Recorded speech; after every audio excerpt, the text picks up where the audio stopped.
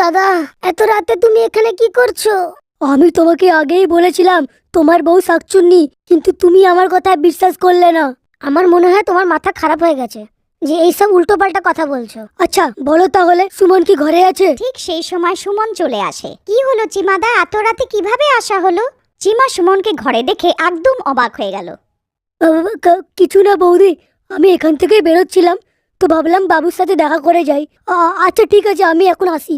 এতটা বলে চিমা ওখান থেকে লাজ উঠিয়ে দৌড়ে পালিয়ে যায়। আরে কি হলো, আপনার বন্ধু আপনাকে কি বলছিল? কিছু না, এই এমনই বেকার কথা বলছিল।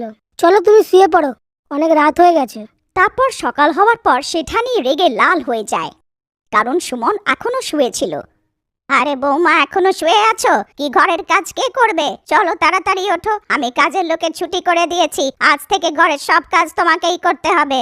তারপর সেঠানির জোরে জোরে চিল্লানোতে সুমনের ঘুম ভেঙে যায় আর ও রেগে লাল হয়ে যায়।